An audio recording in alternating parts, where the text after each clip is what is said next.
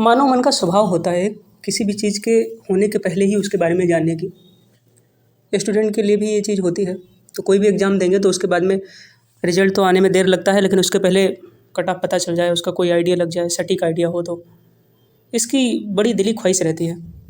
अब देखो भैया, कोई भविष्यवक्ता तो है नहीं, फिर भी हमने कोशिश की है एसओ को और एआरओएस का कट ऑफ बताने की। क्यों या कैसे मैं कह सकता हूँ कि मेरा कट ऑफ जो है काफ़ी एक्यूरेसी के करीब रहेगा। मैंने खुद पेपर अटैम्प्ट किया है, मैंने आप सबको कुछ सिखाया भी है, पढ़ाया भी है, इसमें मैंने खुद आप लोगों से भी सीखा है। मतलब यहाँ पे ये जान लीजिए कि हर एक व्यक्ति, हर इंडिविजुअल टीचर है और हर इंडिविजुअल स्टूडेंट है। एसओ की जब हम तैयारी कर रहे थे अपने चैनल पे और करा भी रहे थे, कर भी रहे थे, तो उसमें कई सारी चीज़ें मैंने आपको सिखाई और बहुत सारी चीज़ें आपके कमेंट के माध्यम से मैंने सीखी, जो अपने वीडियोज़ में भी मैंने इम्प्लीमेंट किया और बहुत अच्छा लगा। धीरे धीरे ऐसे नित्य जीवन के संघर्षों से फिर कुछ कुछ ऐसे करके सुधार आता है, एक एक कदम आदमी बढ़ता जाता है। और तो इसलिए तो इसके लिए मैं आप सबका बड़ा शुक्रगुजार हूँ कि आपकी वजह से बहुत सारी चीज़ों में सुधार हुआ है। आप ऐसे आपका सानिध्य रहेगा तो बहुत सारी चीज़ों में सुधार होगा। जैसे बोलने का क्रम, कैसे बोलें, धीरे बोलें, तेज़ बोलें, क्या कब कौन से कंटेंट की ज़रूरत है, ये सारी चीज़ें हैं, मतलब अनंत चीज़ें हैं ऐसे। तो अब ये सब छोड़ के हम कट ऑफ पे चर्चा करते हैं, जो आज हमारी चर्चा का मेन विषय है। किसका कट ऑफ? सहायक सांख्यिकी अधिकारी एवं सहायक शोध अधिकारी का कट ऑफ। अच्छा, कट ऑफ पे पहुँचने के पहले मैं आपको बताता हूँ कि जो कंप्यूटर कोर्स को लेके हो रहा है 1 साल का जो डिप्लोमा था, तो मेरे चैनल पे भी बहुत सारे कमेंट आए हैं, आते रहे हैं। और जहाँ मैं पेपर देने गया था वहाँ भी कुछ लोग थे वास्तव में बहुत ज़्यादा परेशान, चूँकि उन्होंने कुछ लोगों ने कोर्स बाद में किया था, कुछ लोगों का पहले था, तो कुछ लोगों का यही इशू था कि मान्य होगा या नहीं मान्य होगा। तो वो वाला कन्फ्यूजन भी इस वीडियो में मैं आपका दूर करने वाला हूँ।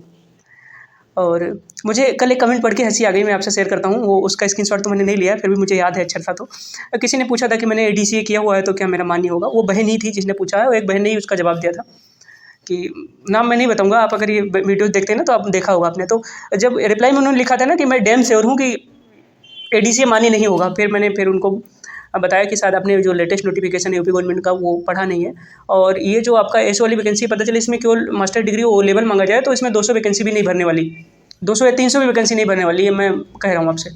तो अभी गवर्नमेंट ऑफ उत्तर प्रदेश ने 6 मई 2022 को एक नोटिफिकेशन निकाला, और उसमें उन्होंने नोटिफिकेशन में इस बात को क्लियर किया कि कौन कौन से कोर्सेज हैं जिनको 1 साल के कंप्यूटर डिप्लोमा के बराबर हम अहमियत देंगे, वैल्यू देंगे, मानेंगे, और ओ लेवल के इक्विवेलेंट मानेंगे, मतलब टू बी वेरी प्रिसाइज वो चीज़। तो जब कोई भी हो, एग्जाम के पहले भी बहुत सारे लोगों ने पूछा मैंने कंप्यूटर का ये कोर्स किया, मैं एग्जाम दूँ ना दूँ। अगर कंप्यूटर का आपने कोर्स किया, मास्टर्स आपके पास था, तो मेरा तो यही राय थी, आप कमेंट में जाके भी पढ़ सकते हैं कि आप जाके एग्जाम दीजिए। अब पता चले कि आपने आपका कोर्स कोई अलग है, ओ लेवल नहीं किया, कोई दूसरा कोर्स कर लिया, और बाद में ये हो कि आयोग को नहीं मिल रहे हैं बच्चे, और ये नोटिफिकेशन भी है इसके रिगार्ड में, उसको ले वो कंसिडर करे और मान्य कर दे, फिर आपके पास तो बहुत बड़ा मतलब ग्लानि का एक तत्व हो जाएगा कि पेपर में मुझे बैठना चाहिए था। तो किसी को भी निराश करने का हमारा कोई हक नहीं होता। अगर उसे उत्साह नहीं दे सकते, उसे साहसी नहीं, मतलब उसमें साहस का संचार नहीं कर सकते, तो निराश करने का तो हमारा कोई अधिकार नहीं होता किसी को।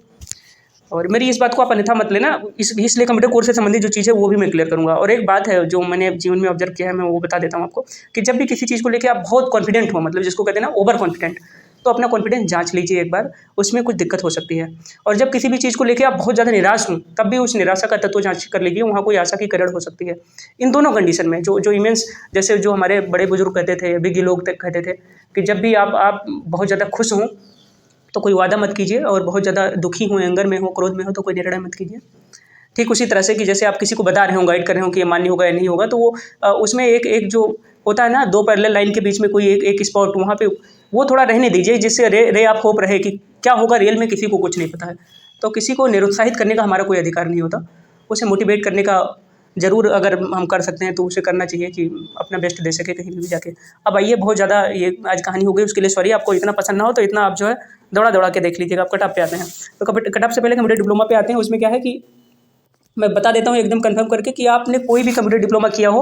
एक उसमें और कन्फ्यूजन थी, जब नोटिफिकेशन आया था तो उसमें लिखा हुआ था कंप्यूटर साइंस का डिप्लोमा चाहिए, और बहुत सारे लोगों के पास जैसे ईडीसी आप करते हैं, डीसीए करते हैं, पीजीडीसीए करते हैं, तो कंप्यूटर एप्लीकेशन का डिप्लोमा होता है। तो रियल में अगर वास्तव में देखा जाए तो कंप्यूटर साइंस और कंप्यूटर एप्लीकेशन दोनों में काफ़ी अंतर है। और एक में आप वो कंप्यूटर का थ्योरी पार्ट वो सब पढ़ते हैं, और दूसरे में एप्लीकेशन पढ़ते हैं। जैसे किसी ने अगर मैथमेटिक्स पढ़ा हो तो एक रियल मैथमेटिक्स, प्योर मैथमेटिक्स होता है, एक अप्लाइड मैथमेटिक्स होता है। तो वही वाली कहानी है कंप्यूटर साइंस में और कंप्यूटर एप्लीकेशन में। ठीक, तो अंतर तो दोनों में बहुत है, लेकिन यूपी गवर्नमेंट ने जो 6 मई को नोटिफिकेशन निकाला है अपना, इसी 6 मई को, उसमें 28 कोर्सों की पूरी लिस्ट जारी कर दी है कि इसको हम ओ लेवल के इक्विवेलेंट मानेंगे, तो सारे टेंशन ही खत्म। तो आपने किसी भी रजिस्टर्ड इंस्टीट्यूशन से मेरा तात्पर्य है स्टेट यूनिवर्सिटी हो या सेंट्रल यूनिवर्सिटी हो या स्टेट यूनिवर्सिटी से एफिलिएटेड कॉलेज हो या सेंट्रल यूनिवर्सिटी से एफिलिएटेड कॉलेज हो या कोई बोर्ड हो, मतलब एजुकेशन बोर्ड, वहाँ से अगर वो कराता हो इस टाइप का कोई कोर्स, या कोई प्राइवेट इंस्टीट्यूशन हो लेकिन वो रजिस्टर्ड होगा कायदा, तो वहाँ से आपने 1 साल का कंप्यूटर एप्लीकेशन का डिप्लोमा या कंप्यूटर साइंस का डिप्लोमा किया हुआ है तो वो ओ लेवल के इक्विवेलेंट माना जाएगा और आप कंसीडर किए जाएंगे एसओ की वैकेंसी के लिए। ये मैं आपको कह रहा हूँ। तो ये वाला तो आप टेंशन त्याग दीजिए कि मेरा एडीसीए मान्य होगा या डीसीए मान्य होगा या पीजीडीसीए मान्य होगा या नहीं होगा। ये सारा कन्फ्यूजन मैंने एक ही झटके में आपका क्लियर कर दिया है। किसके वजह से ये कॉन्फिडेंस आया, ये कॉन्फिडेंस मैं बोल रहा हूँ 6 मई का जो नोटिफिकेशन निकला यूपी गवर्नमेंट का उस हिसाब से। ओके, और नोटिफिकेशन में क्या था, तो इसमें मैंने लिखा भी है your diploma will be valid if its duration is of 1 year at least, कम से कम 1 साल का हो कंप्यूटर डिप्लोमा, और it has been completed from a recognised institute, चाहे नीलिट से हो, चाहे सेंट्रल यूनिवर्सिटी से हो, या college affiliated to central university हो, चाहे स्टेट यूनिवर्सिटी या college affiliated to state university से हो, या कोई रजिस्टर्ड प्राइवेट कंप्यूटर इंस्टीट्यूशन हो। रजिस्टर्ड प्राइवेट कंप्यूटर इंस्टीट्यूशन से मतलब कि अलग अलग जिलों में, जिला मुख्यालयों पे वो सब नीलिट से संबद्ध वो खोल लेते हैं कंप्यूटर इंस्टीट्यूशन, तो वो रजिस्टर्ड ही होता है, नीलिट उनको मान्यता दिया होता जो पहले डोएक सोसाइटी था, तो वहाँ से भी आपने कोई किया है तो मानी है, बिल्कुल कोई तकलीफ नहीं है उसमें। ये हिंदुस्तान टाइम्स का न्यूज़ का ये था, न्यूज़ क्लिप था मान लीजिए, उन्होंने कवर किया है, या यूपी गवर्नमेंट का अगर आप थोड़ा सा भी एफर्ट लगाएं जाके गूगल कर लीजिए, वो आपको पीडीएफ पूरी की पूरी मिल जाएगी, वो साइट पे पड़ी हो कि कितने कोर्सों को उन्होंने मान्य किया, उसमें 28 कोर्सेज की पूरी लिस्ट है जिसको उन्होंने मान्य किया है 1 साल के कंप्यूटर डिप्लोमा के इक्विवेलेंट, वो मतलब वो लेवल के इक्विवेलेंट मान लीजिए। इसमें हिंदी में आपका मन करे तो आप पूरा पढ़ लीजिए, मैं पढ़ के सुना भी देता हूँ आपको कि उत्तर प्रदेश सरकार के समूह के ऐसे पद जिसमें कंप्यूटर शिक्षा व टाइपिंग आदि अनिवार्य होती है, उनके लिए नए सिरे से कंप्यूटर के डिग्री व डिप्लोमा पाठ्यक्रम तय कर दिए गए हैं। यूपी सरकार ने तय किया है। सरकार ने गुरुवार को ऐसी नौकरियों के लिए, गुरुवार 6 मई का दिन था वो, ऐसी नौकरियों के लिए कंप्यूटर प्रमाण पत्र ओ लेवल और उसके समकक्ष कोर्स को मान्य करते हुए पाठ्यक्रम की सूची जारी कर दी है। नई भर्तियों में कंप्यूटर के यही प्रमाण पत्र मान्य होंगे। अपर मुख्य सचिव कार्मिक देवेश चतुर्वेदी ने गुरुवार को शासनादेश जारी करते हुए विभागाध्यक्षों के साथ सभी मंडलायुक्तों और डीएम को निर्देश भेज दिए हैं। ऐसे जो कंप्यूटर कोर्स होता है ना, इसके पहले वो कंप्यूटर ऑपरेटर की भर्ती करते हैं, उसमें भी होता है वो कई बार जिला लेवल पे ही होता है, कंटेक्चुअल भी होता है, तो वहाँ भी बड़ा कन्फ्यूजन था कि इसको इक्विवेलेंट माने ना माने, तो इस चीज़ की जरूरत बहुत सालों से थी, बहुत दिन से थी, तो ये करके अच्छा किया है सरकार ने। निर्देश के मुताबिक केंद्र व राज्य सरकार के किसी बोर्ड, विश्वविद्यालय, यूजीसी, AICTE, NIELIT जिसको डोएक सोसाइटी कहते थे, से मान्यता प्राप्त सरकारी व निजी संस्थान से 1 वर्ष की अवधि का ओ लेवल पाठ्यक्रम मान्य होगा। इसी तरह से इंटर के बाद 1 साल की अवधि वाले 28 कंप्यूटर पाठ्यक्रमों को भी मान्य किया गया है। मतलब ये जो 28 ओ लेवल के बाद में आए ना, ये सारे ओ लेवल के इक्विवेलेंट ही माने जाएंगे। इंटर के साथ ही 1 वर्ष की अवधि का PGDCA, DCA पाठ्यक्रम पास वालों को भी पात्र माना जाएगा। यूपी डेस्को से उत्तीर्ण 1 साल का डिप्लोमा इन इन्फॉर्मेशन टेक्नोलॉजी को भी पात्र माना गया है। स्नातक स्तर पर एक विषय के रूप में कम से कम 1 वर्ष कंप्यूटर साइंस या कंप्यूटर एप्लीकेशन करने वाला भी पात्र होगा। जैसे पूछते हैं ना भैया बहन की BSc कंप्यूटर साइंस हमने किया है, 1 साल कंप्यूटर पढ़ा है, हमने BSc किया उसमें 1 साल पूरा साल मतलब दोनों सेमेस्टर वाइज है तो दोनों सेमेस्टर कंप्यूटर साइंस पढ़ा है तो भी मान्य है आपका। अगर आप बीटेक हैं तो बहुत ज़्यादा ही मान्य है फिर तो। उसके बाद में है BSc IT, MCA, BTech A level, B level व C लेवल वालों को भी पात्र माना गया है। A level, B level, C level तो वैसे पहले भी पात्र थे क्योंकि वो O लेवल के बाद में एडवांस होता है वो। BCA, MCA, cyber line security और BSc में कंप्यूटर साइंस एप्लीकेशन एक विषय के रूप में कम से कम 1 वर्ष को भी पात्र माना गया है। ITI में से 52 सप्ताह का computer operator and programming assistant course जो कोपा करके उसका नाम होता है, उसको भी पात्र माना गया है। इंटर के बाद किए जाने वाले ये डिप्लोमा कोर्स भी मान्य होंगे। कौन कौन से? Diploma in office automation and publishing, diploma in office management application, advance diploma in computer, advance diploma in computer application जिसको ADCA कहते हैं आप, ये पात्र है, ध्यान से देख लीजिए।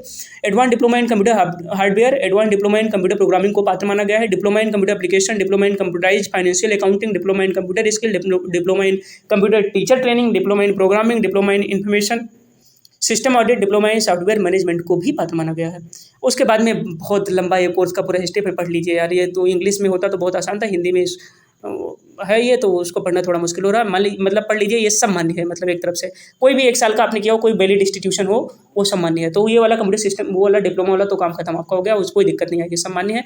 बस ये है कि 9 अक्टूबर सन 2019 के पहले कंप्लीट होना चाहिए, जो विज्ञापन की लास्ट तिथि थी उसके पहले। ओके, अब आते हैं किसके पास में, अब आ जाते हैं कटअप के पास में। ये बहुत हो गया तो इस कंप्यूटर डिप्लोमा, और ये मतलब वीडियो लंबा होगा फिर भी देख लीजिए, काम का ही है।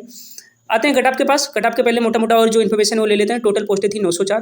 पेपर का लेवल जान लीजिए। पेपर का लेवल ओवरऑल देखें तो मॉडरेट था। हिंदी का सेक्शन आसान था, बाकी सारे सेक्शन मॉडरेट टू टफ थे, तो मॉडरेट प्लस मान लीजिए आप कि वो लेवल था पेपर का। टोटल पोस्टें थी 904। जिसमें एसओ की थी, मतलब सहायक सांख्यिकी अधिकारी जिसको आप कहते हैं, जिसके नाम से बड़ा फेमस हुई थी वैकेंसी, वो थी 281। और एआरओएस का मतलब असिस्टेंट रिसर्च ऑफिसर स्टेटिस्टिक्स, इसकी वैकेंसी थी 623, मतलब सहायक सांख्यिकी अधिकारी की 281 और सहायक शोध अधिकारी सांख्यिकी की 623। चलिए, टोटल पोस्टें थी 904, उसमें इसका मैंने बता दिया। टोटल एप्लीकेंट थे 10,144। कमेंट में कई भैया बहनों ने ये भी बात पूछी है, बार बार पूछी है कि कितने लोग अपियर हुए होंगे, तो मोटा मोटा जो आंकड़ा निकला है वो ये है कि 60 से 65% लोग अपियर हुए हैं। 60% आप मान लीजिए, मैंने मैक्स कंडीशन में 65% माना है, मैं 60% से ज़्यादा अपियर नहीं हुए हैं, तो मान लीजिए 6 साढ़े 4 हज़ार लोग अपियर हुए हैं एग्जाम में।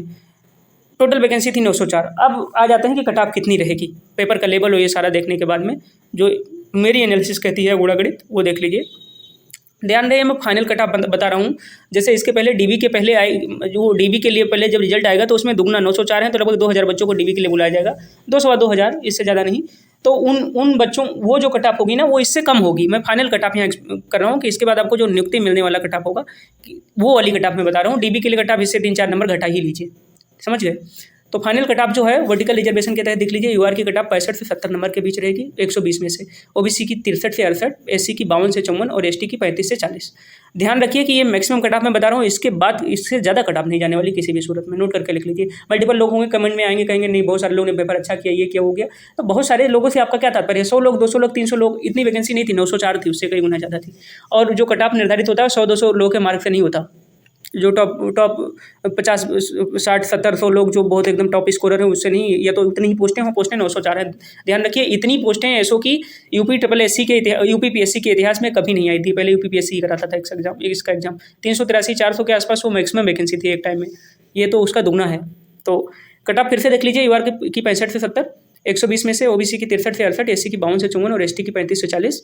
एसटी की ध्यान रखिए 35 से 40, इससे ज़्यादा नहीं। एसटी की वैकेंसी 32 हैं टोटल, और 40 नंबर आपके हैं 120 में से। 40 नंबर कितना हुआ, 4 या 12, तो 33-34% हुआ, उतने नंबर हैं तो आप पास हो जाएंगे, बन जाएंगे आप एस एसटी कैटेगरी की बात कर रहे हैं, बाकी सबकी मैंने लिख दीजिए। अब हॉरिजेंटल वाले में देख लेते हैं, नहीं तो शिकायत रहती है कि हॉरिजेंटल वाला आपने नहीं बताया, तो उसका भी मैं बता रहा हूँ। उसमें फीमेल की टोटल, जो फीमेल के लिए ही रिजल्ट पोस्ट हैं वो है टोटल 177, 177 पोस्टें ऐसी है जिसमें केवल महिलाएं चुनी जाएंगी, मतलब गर्ल्स चुनी जाएंगी, सॉरी। तो उसकी जो कट ऑफ है एक्सपेक्टेड, जो गर्ल्स कैटेगरी की कट ऑफ है। बाकी अगर यूआर में आप चुनी जाती हैं तो आपको 65-66 लाना पड़ेगा। अपनी कैटेगरी वाला जो है, मतलब जिसमें विशुद्ध रूप से गर्ल्स ही चुनी जाएंगी, उसका कट ऑफ 52 से 55 नंबर के बीच रहेगा, इससे एक भी नंबर ज़्यादा जाने वाला नहीं है। मैं तो कह रहा हूँ कोई भी लड़की जिसने इस एग्जाम के लिए अप्लाई किया हुआ है, अगर आपके 50 नंबर सही आ रहे हैं, 50 मतलब सब काटे कुटे 50 नंबर सही हैं, और आपका कंप्यूटर डिप्लोमा जो है 9 अक्टूबर 2019 के पहले का है, और मास्टर्स आपने सही सब्जेक्ट में किया है, सही से तात्पर्य चाहे आपका इकोनॉमिक्स में है या कॉमर्स में है, मैथमेटिक्स में है, मैथमेटिकल स्टैटिस्टिक्स में है या स्टैटिस्टिक्स में है विशुद्ध, तो आपका अंतिम रूप से चयन हो जाएगा, कोई रोक नहीं पाएगा आपको। तो गर्ल्स का कट ऑफ 52 से 55 मार्क्स।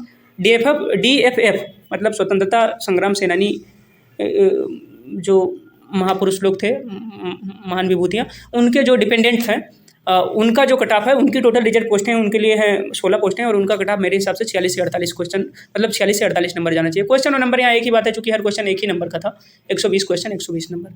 ये माइनस वाइनस काटने की बात बता रहे हैं। एक सर्विसमैन की टोटल 43 पोस्टें थी। ध्यान रखिए, एक सर्विसमैन की परिभाषा अगर आपने पढ़ी हो किसी भी नोटिफिकेशन में, तो आर्मी में सर्व करते हैं, उसके बाद वहाँ पर भी एक नियम होता है कि निश्चित इतना कम से कम पीरियड आपने सर्व किया हो। तो कौन मास्टर्स करके वहाँ आर्मी में जाता है? मैं ये नहीं कह रहा हूँ कि कोई नहीं जाता है, लेकिन वो संख्या काफ़ी कम होती है। तो एक सर्विसमैन का तो पक्की बात है पोस्टें खाली रह जाएंगी। तो एक सर्विसमैन का कट ऑफ का हिसाब किताब यह है कि कोई भी ऐसा व्यक्ति जिसके पास मास्टर डिग्री इन चारों सब्जेक्टों में है, कॉमर्स में, मैथमेटिक्स में, या मैथमेटिकल स्टैटिस्टिक्स में या इकोनॉमिक्स में, प्लस उन्होंने अपना कंप्यूटर डिप्लोमा 9 अक्टूबर 2019 के पहले कंप्लीट किया हुआ है 1 साल का, तो वो सेलेक्ट हो जाएंगे। चाहे वो 1 नंबर पाएँ एग्जाम में, चाहे 2 नंबर पाएँ, चाहे 10 नंबर पाएँ, कोई दिक्कत नहीं, वो आराम से सेलेक्ट हो जाएंगे एसओ के रूप में। फिर पीएच कैटेगरी आई। टोटल रिजल्ट पोस्ट है पीएच के लिए 25। एक्सपेक्टेड कट ऑफ इनकी, वही जो महिलाओं की कट ऑफ है, गर्ल्स की कट ऑफ है 52 से 55 नंबर, 120 में से अगर आता है तो पीएच कैटेगरी के भैया बहन सेलेक्ट हो जाएंगे अंतिम रूप से एसओ के लिए। तो ये रहा मेरा प्रेडिक्शन कट ऑफ के लिए, और मुझे लगता है कि शायद आप इससे सहमत हों, ये भी लगता है सहमत ना हो तो बिल्कुल असहमति का हमेशा स्वागत करना मेरे नेचर में रहा है, उससे बहुत सुधार होता है, बहुत सारी नई चीज़ें सीखने को मिलती हैं। तो जब अगर आप इससे असहमत हों तो आपके कमेंट्स का स्वागत रहेगा। आप भद्र शब्दों में, अच्छे शब्दों में अपना कमेंट लिखिए, और मैं उसको देखूंगा, एनालाइज करूंगा, और ज़रूरी हुआ तो मैं दूसरा वीडियो भी इस रिगार्ड में बना दूंगा। आप लोग का ये भी है कि क्या कहते हैं कि आंसर की बता दीजिए, आंसर की आज या कल में, आज शाम को ना होगी तो कल अपलोड हो जाएगी, तो यूपीपीएससी के साइट पर अपलोड हो जाएगी, वो मोस्ट जेन्युइन रहेगी। कई बार क्या होता है कि आप सही आंसर कुछ भी निकालें, लेकिन वो जो निकाल लिए वही अपना मानते हैं एकदम, तो वो इतना ज़्यादा उसके लिए परेशान होने की जरूरत नहीं है। कल या परसों में अपलोड हो जाएगी, उसको अच्छे से देख लीजिएगा, मिला लीजिएगा। कट ऑफ आपको मैंने बता ही दिया है। तो फिर से आप सबको बेस्ट ऑफ लक है एसओ बनने के लिए, बहुत बहुत शुभकामनाएं हैं। चैनल पे बने रहिए और बाकी आगे भी अलग अलग तरह के एग्जाम्स के लिए जेन्युइन इन्फॉर्मेशन मैं आपको प्रोवाइड करता रहूँगा। और आपका इतना स्नेह और सानिध्य मुझे मिलता रहा है, इसके लिए आपका हृदय की गहराइयों से बहुत बहुत आभार, बहुत बहुत आभार।